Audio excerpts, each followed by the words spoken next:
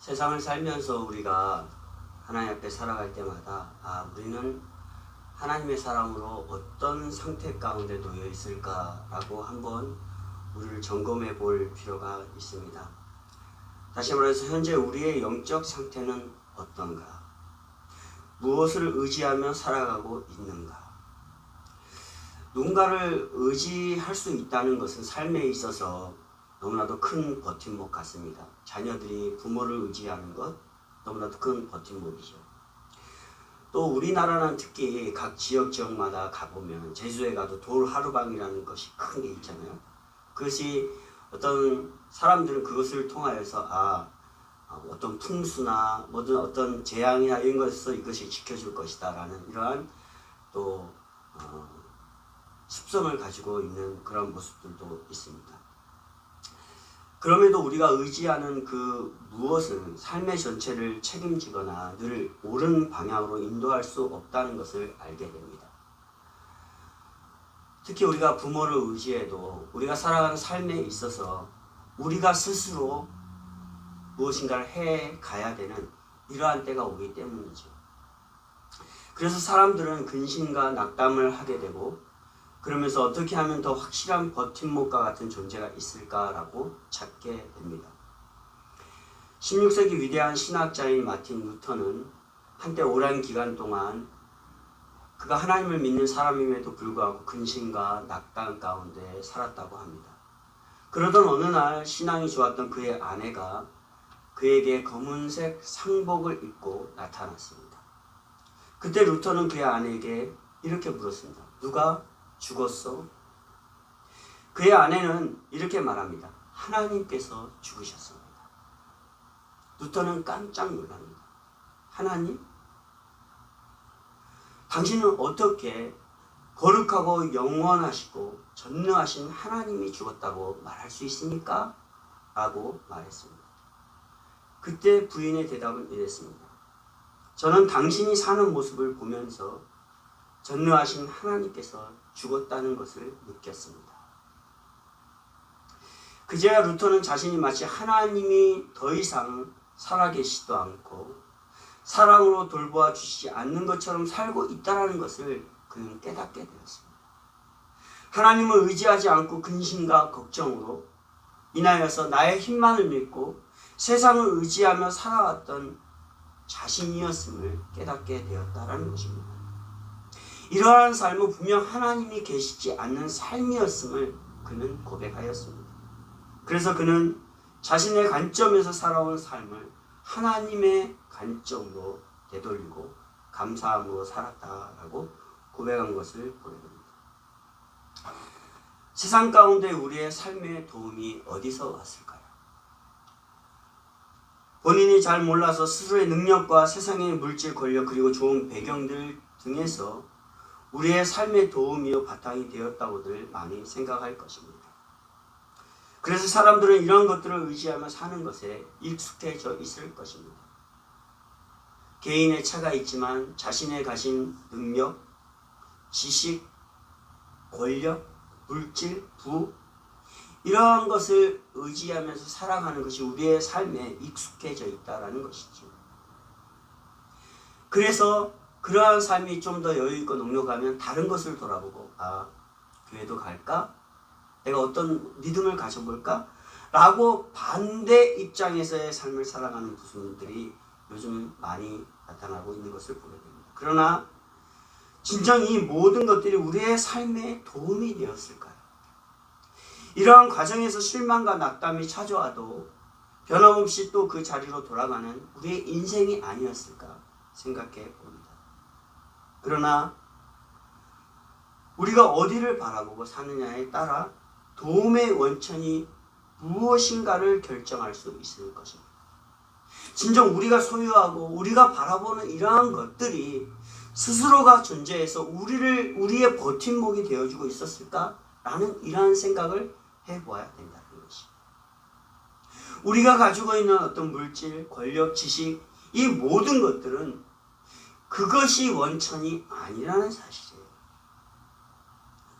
세상의 그 어떤 큰 것들과 그 존재하는 이런 모든 것들은 누군가에 의해서 존재되었고 또 누군가에 의해서 사라질 수 있는 것들임을 우리는 깨달아야 됩니다. 때문에 우리는 그것을 버팀목 삼아 살아갈 때마다 우리의 삶 가운데 만족이 없을 때는 실망하고 낙담하게 되어진다는 사실이죠.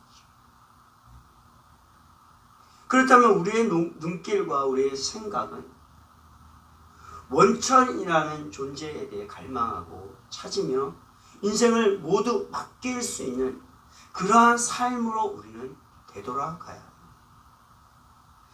그래서 본문의 시를 기록한 다윗도 자신의 삶에 가장 큰 영향력을 끼친 사무엘이 죽었다는 소식을 듣고 바란 광야에서 이 시를 낭독하며 자신에게 남아있는 유일한 희망을 이제는 여호와께로부터 찾아가게 됩니다. 나의 도움이 어디서 올꼬? 라는 의문을 던진 후에 모든 것이 여호와께로부터 왔구나. 사무엘이라는 이 존재도 여호와께서 나에게 붙여주셨구나 라고 깨닫게 된다는 것입니다. 여호와 하나님께서만이 세상의 만물 가운데 일어나는 모든 일들의 변화들을 확실하게 대처하시고 안전하게 인도하실 분이 바로 여호와 하나님이시다 라는 것을 다윗은 깨달았습니다. 그렇다면 본시가 우리에게 주는 교훈은 외적 수단과 환경으로 인하여서 하나님을 멀리하고 그를 의지하지 않았던 삶을 일깨워주는 것입니다. 하나님을 믿는다고 하지만은 하나님을 의지하지 않아하고 하나님이라는 허상을 만들어 놓고 우리 안에 있는 소유하고 싶은 것들, 가지고 싶은 것들, 누리고 싶은 것들이 우리의 삶의 버팀목이 되어 살아오지 않았나. 나는 이러한 것들을 오늘 이 말씀을 통해서 우리에게 일깨워주는 거죠. 즉 영적 각성을 위한 메시지이며 세상을 한없이 의지하여서 하나님을 잊어가고 있는 이들을 향한 선지자적 절규다라는 것입니다. 그것이 아니다라는 것입니다. 따라서 오늘 이 시를 통하여서 세상의 편안함과 안락함 그리고 물질 등으로 인하여서 여호와를 의지하지 않고 살아왔던 우리의 자신을 새롭게 하여서 영적으로 다시 우리 스스로가 각성하는 그러한 시간이 되어지시길 바랍니다. 그렇다면 첫 번째 선교사적 절규는 바로 무엇입니까? 세상의 산들이 우리를 지키지 못한다라는 그러한 메시지입니다. 내가 산을 향하여 눈을 들리라 라고 말합니다. 다윗이 말하는 이 산은 예루살렘에 둘러싸여 있는 산들을 말하고 있습니다. 이스라엘 백성들에게 있어서 예루살렘은 하나님을 섬기며 살 수 있는 요지였습니다. 이 지역은 해발 800m의 높은 고지의 위치에 있었기에 적군의 침입으로부터 보호받을 수 있는 자연적인 요충지였습니다. 특히 솔로몬 시대에는 예루살렘이 더 확장되었습니다. 동쪽이나 서쪽 혹은 남쪽 산을 넘어 이곳 여부스를 점령하기 위해서 적군은 많은 희생을 감수해야 했습니다. 즉 예루살렘은 동쪽으로 기드론 골짜기를 중심으로 산들로 쌓여있는 천연 요새지였으며 서쪽으로는 중앙 골짜기와 흰놈 골짜기를 보호하는 안전한 성읍이었습니다. 다시 말해서 온 산이 둘러싸여 있어서 외세가 이 예루살렘을 침공하기 위해서는 먼저 그 산을 넘어야 되는 이런 험난한 지역이었다라는 것입니다. 다시 말해서 이스라엘의 생존과 안보에 아주 중요한 지리적 요충지였다라는 것을 말하고 있습니다. 이스라엘 역사로 한번 돌아봅시다. 출애굽에서 다윗에 이르기까지 이스라엘은 수도다운 수도를 경험하지 못했던 방황의 역사였습니다. 이러한 역사는 생명의 위협과 적으로부터 노출된 상황이었습니다. 때문에 하나님은 그들에게 있어서 생명의 존재였습니다. 하나님만을 의지하는 그러한 신앙 가운데 하나님이 없으면 살아갈 수 없는 이스라엘의 역사였습니다. 그가 지키지 않으면 마른 광야에서 실만한 물가로 인도함 받는 그러한 경험도 없었습니다. 하나님께서 이스라엘을 간섭하시고 인도하지 않으시면 생존 자체가 불가능하였다라는 것입니다. 광야 한가운데서 홍해를 가르시는 역사, 하나님의 전능하심으로 불기둥과 구름기둥을 통해 하나님의 보호하심을 체험했던 그런 역사. 이스라엘은 이 광야에서 하나님 없이는 전혀 살아갈 수 없는 존재였음을 고백하였습니다. 그런데 지금은 과거와는 달리 천연적인 요새, 여부수의 성읍이 그들의 안전을 지켜주고 있었습니다. 둘러싸여 있는 산들이 지금까지 경험하지 못했던 안전한 보호막이 되어 그들을 적군의 위협부터 지켜주고 있었던 것 같습니다. 이러한 외적인 환경으로 인하여서 이스라엘은 점점점 하나님과 함께 하며 살아가야 될 그 땅에서 여호와 하나님에 대한 열정이 식어져 갔습니다. 외적인 환경의 편안함과 안전은 출애굽 역사 가운데 보이신 하나님의 놀라운 능력과 전능하심을 조금씩 잊어버리게 하였습니다. 왜? 우리 주위에 보호하고 있는 이 산들만을 바라보고 있었기 때문이죠. 구원과 보호 그리고 다스리심과 소망이 하나님께로부터 왔음을 경험한 그들. 그래서 예루살렘 성을 차지하고 살아가는 이들이 이런 하나님의 은혜를 잃어버리고 있는 이러한 상황. 보이는 환경을 절대적으로 의지하는 그러한 존재가 되었다라는 것입니다. 사실 예루살렘 성에서 살았던 이스라엘 백성들은 많지가 않았습니다. 다윗의 시대 때 보면 역사적으로 보면 한 2,000여 명이 예루살렘 성 안에서 살았다라고 합니다. 2,000여 명이 살았던 그 성의 그 요새는 너무나도 든든해 보였던 것이죠. 눈에 보이는 산을 의지하며 자신들의 안위를 보호받기를 기대한 것이었습니다. 광야 시절에는 외적 환경과 상관없이 하나님이 함께 하시면 만나와 매출하기와 물을 공급받아 그들에게 더 이상 부족함이 없었는데 그들은 이전보다 외적인 환경에 마음을 빼앗기게 된 것입니다. 오히려 예루살렘 성 안에 사는 안전함으로 하나님에 대한 이러한 신앙이 점점 희석되고 있었던 것이죠. 우리의 삶으로 한번 돌아봅시다. 오늘날에 주는 세상의 편안함과 안락함, 그리고 세상이 주는 쾌락과 즐거움, 또 물질이 주는 물질을 통하여서 주는 그런 소유욕, 뭔가 내가 누릴 수 있는 이러한 기쁨. 사실 이러한 것들 때문에 하나님을 의지하고 하나님 앞에 나와서 예배하는 것들이 우리 많은 사람들 가운데 희석되어지고 있는 것들을 보게 되지 않습니까? 때론 우리 자신도 그렇지 않습니까? 그러면서 우리가 살아가면서 힘든 일을 경험할 때 되면 그때는 또 하나님을 찾습니다. 왜? 우리가 누리고 있는 이 편안함과 안위가 사라졌기 때문에 그냥 그것을 갈구하기 위해서 하나님을 찾는 것이죠.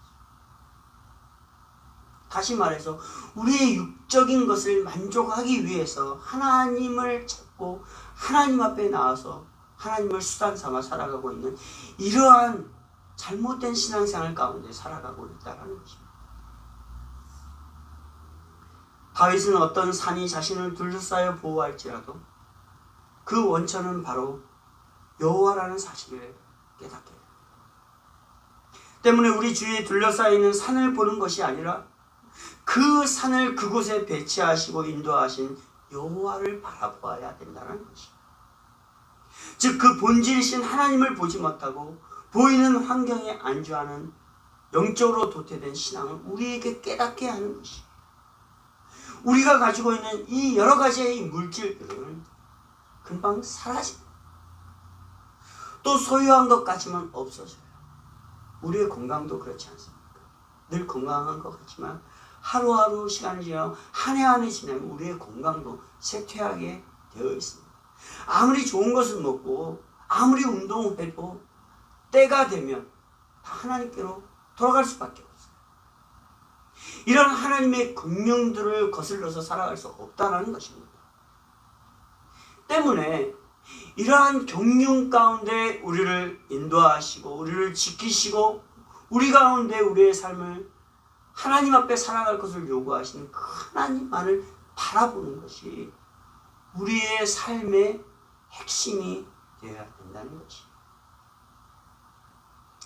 그렇습니다. 우리의 신앙을 생각해 봅시다. 시편 127편 1절에 여호와께서 집을 세우지 아니하시면 세우는 자의 수고가 헛되며 여호와께서 성을 지키지 아니하시면 파수꾼의 경성함이 허사롭다라고 하였어요. 하나님께서 우리가 살아가는 삶의 모든 것을 인도하지 아니하면 우리가 살아가고 우리가 누리는 이러한 모든 것들이 헛되다라는 것이에요. 소용없다라는 것이에요. 누리는 것 같지만 우리의 삶에는 늘 불안함과 늘 근심과 걱정밖에 없다라는 것이, 만족이 없다라는 것이에요. 제가 이번 주에 특이한 환자를 하나 보았습니다. 한 명은 7살짜리 백인 꼬마아이고 한 명은 12살짜리 백인 여자아이였어요. 이 아이들에게 공통적인 것이 무엇이냐면 디프레션, 과도한 스트레스로 인하여서 아이들이 정신적으로 다운되어 있는 것이에요. 그래서 이 7살짜리 아이는 편두통이 아주 심해서 편두통이 생길 때에는 그 순간에 토를 하게 돼요. 그러면서 몇 시간 동안 계속 토를 하게 돼요. 그게 편두통의 현상들이거든요. 또 12살짜리 이 여자아이는 완전히 디프레션이 돼서 학교 생활도 못하고 집에서도 혼자 꽁꽁 자기를 감추고 살아가고 있어요.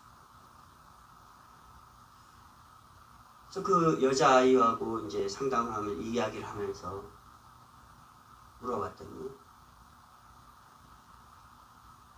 원인은 자기가 더 좋은 사람이 되고 싶은 그런 열망이었어요.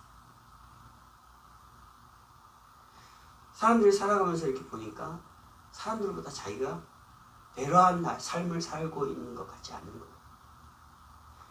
자기의 모습이 남들보다도 배려하지 않는 것이에요.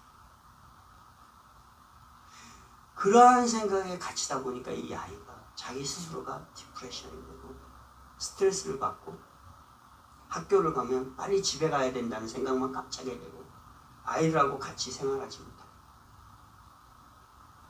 그러면서 늘 우울해하고 그렇게 살아가는 것입니다. 7살짜리 꼬마 아이도 마찬가지였습니다. 왜 그럴까? 라고 생각해 보았습니다. 그러면서 이 말씀을 준비했습니다. 사람들이 너무나도 아름답게 변해져 있는 이 세상 가운데 몰입되어가고 이 세상이 추구하고 이 세상이 빠르게 변해가는 이러한 삶 속에서 내가 어떻게 하냐 이것을 누리고 사람들이 살아가는 것처럼 살아갈 수 있을까에 대해서만 초점이 맞춰져 있기 때문이 아닌가라고 생각해 보았습니다. 진정 우리가 살아가는 삶의 목표가 그것이 아님에도 불구하고 눈에 보여지는 삶들 때문에 마치 그렇게 살아가지 않으면 되지 않은 것처럼 인생이 패배한 것처럼 보이고 내 자신이 초라해지는 것처럼 보이기 때문에 사람들이 이러한 아픔 가운데 살아가고 있지 않나 라고 생각해 보았습니다.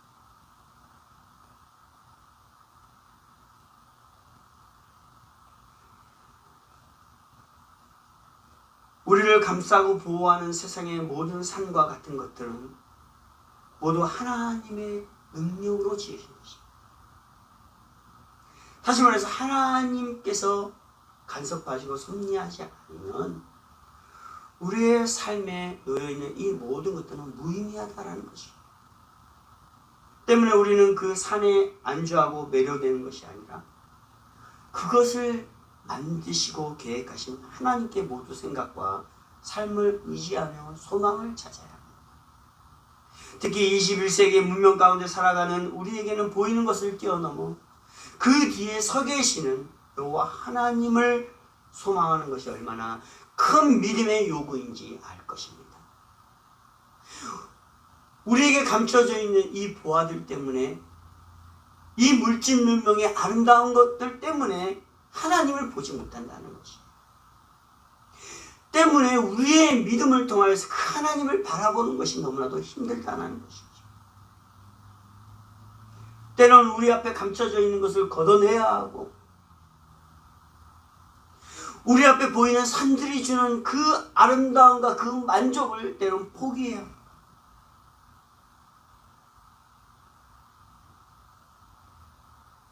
그럼에도 그 믿음을 요구하는 선교자적 절규는 세상이 소유한 산들이 주는 안위의 삶은 모두 하나님의 손에 좌우되니 실망 없이 패배 없이 늘 우리를 소망 가운데로 인도하시는 그 하나님을 바라보라고 우리에게 절규하는 것입니다. 결국 산들은 절대로 우리를 지키거나 우리의 삶의 희망이 될 수 없다라는 그러한 절규입니다. 그렇다면 두 번째 절규는 무엇입니까? 오직 여호와께서만이 우리를 지키신다라는 것입니다. 우리를 둘러싼 산에 매료되지 말고 그 산을 우리에게 배치시킨 여호와 하나님께 마음을 두라라는 것입니다. 아, 하나님께서 나를 이렇게 살도록 이 가정에, 이렇게 살도록 나에게 직장, 이렇게 살도록 나에게 물질을 주셨구나. 그러면 그 쓰임이 어떻게 써야 되는지를 우리가 알게 된다는 것입니다. 나의 쾌락을 위해서, 만족을 위해서 단지 그렇게 살아가는 것이 아니라는 것이죠. 본문에서 여호와 또 지키다 라는 말이 계속 반복되어서 쓰여지고 있습니다. 이것은 바로 선지자의 절규예요. 여호와께서 너를 실족지 아니하신다. 내 우편에서 그늘이 되리라. 낮의 해가 너를 선치 아니하며 밤의 달도 너를 떼지 아니하리라. 다른 이가 아닌 여호와께서 너를 지켜 모든 환난을 명쾌하시리라. 다른 이가 아닌 여호와께서 너의 출입을 지금부터 영원까지 지키실 것이라. 너를 둘러싼 산들은 너를 지키기 위해 만든 것들이니 그것에 마음을 두지 말고 여호와만을 바라라. 여호와에게 소망을 두라는 것이. 산은 하나의 허상이에요. 우리는 지금까지 허수아비와 같은 산들을 의지한 것입니다.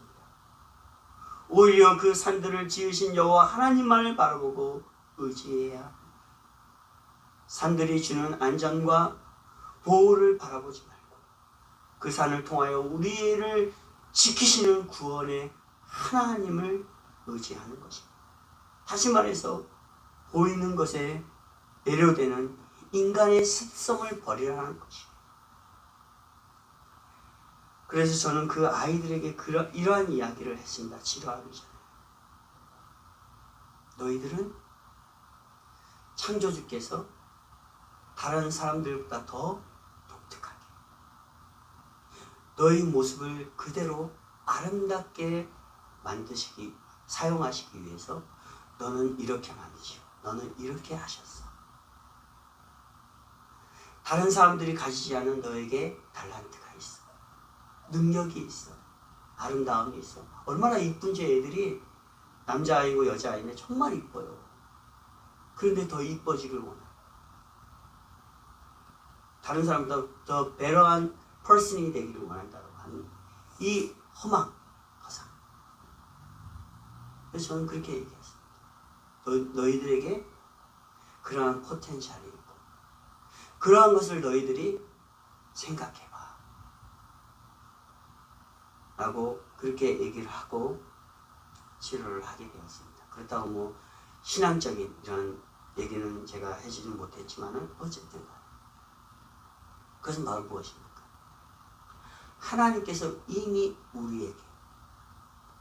우리와 함께 하시고 산들이 아닌 하나님이 계획하신 일들을 통해서 멋있게 또 아름답게 하나님이 원하는 대로 살아갈 수 있도록 이미 계획해 놓으셨다는 것이.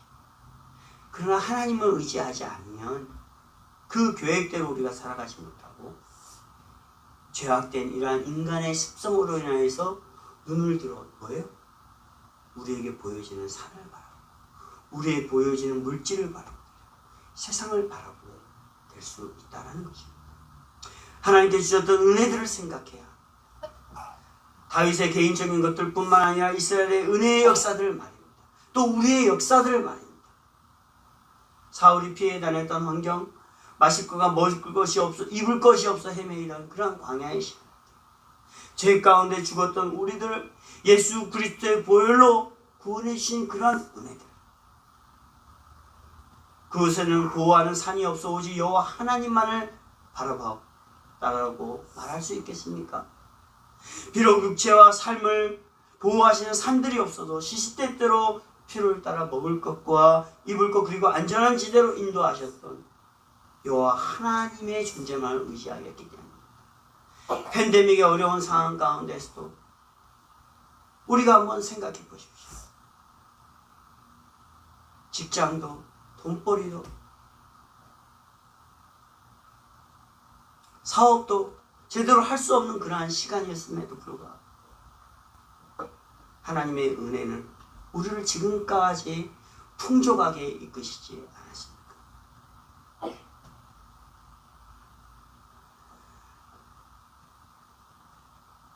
지금의 이스라엘과 우리는 하나님께서 배치하신 산들이 둘러싸인 예루살렘에 그래서 살 수 있었던 것이고 이 예배의 장소에 나와서 하나님을 예배할 수 있었다라는 것이. 신학적으로 표현한다면 이 산은 무엇입니까? 하나님께서 임재하시고 예배를 받으시는 시온의 산입니다. 산은 하나님만을 경외하는 예배를 통해 그가 우리 가운데 임재하시는 장소적인 그리고 제한적인 처소일 뿐입니다. 그거에 우리가 영원하다라고 매료돼서는 안 된다는 것이. 그곳에서 하나님으로 기뻐하고 하나님의 임재 가운데 말씀하시는 것에 희망이 실현되는 장소가 바로 이 산들에 둘러싸여 있는 우리가 살아가는 이 세상이다라는 것이에요. 즉 산은 우리의 환경은 하나님의 은혜로 기뻐하는 곳이며 하나님의 계획이 우리의 삶에서 희망이 성취되는 것으로 나타나는 장소일 뿐입니다. 그 장소를 우리의 소망이 되어서는 안 된다는 것이에요. 다시 말해서 우리가 바라보고 있는 이 물질들, 우리가 바라보고 있는 이 장소적인 것들, 이 세상, 이 모든 것들은 뭐예요? 하나의 기능적인 것밖에 되지 않아요. 여호와 하나님과 함께 살아가고 하나님의 임재 가운데 하나님을 예배하고 또 하나님께서 주신 삶의 목적을 성취하며 살아가는 이러한 장소다라는 것이. 때문에 우리는 어떻게 해요? 그 하나님만을 바라보는 것이. 그 하나님만을 바라볼 때 이것이 우리 가운데 영원하냐 영원하지 않냐라는 것이 결정이 되어지는 것이죠. 사랑하는 성도 여러분, 예수를 믿고 살면서도 아직도 이 세상에 소망을 두며 살아가고 있습니다. 이 장소적인 제한적인 것에 미련을 두고 있습니다. 이곳은 하나님께서 우리에게 주신 소망을 실현하는 장소이고 하나님과 함께하며 예배하는 장소, 하나님의 말씀을 통해서 듣고 그 말씀이 성취되는 장소일 뿐입니다. 소망에 이르지 못하면 실망과 낙담을 반복하는 이러한 세상에 마음을 두지 마시기 바랍니다. 다윗의 절규에 귀를 기울이시고 우리에게 보이는 모든 희망의 요소들과 존재가 누구에게로부터 왔는지 그리고 그가 누구이신지를 정확하게 깨닫기를 바랍니다. 그래서 그 그가 이 땅 가운데 우리를 보내신 이유와 목적을 깨닫고 이 안에서 하나님께서 주신 그 목적을 알아 성령 하나님과 함께 오직 여호와 하나님만을 바라보며 나의 도움은 천지를 지으신 여호와께서입니다 라며 늘 고백하는 것. 하나님께서 우리에게 주신 소망을 이 땅 가운데 실현하며 살아갈 수 있는 저와 여러분들이 되시기를 바랍니다.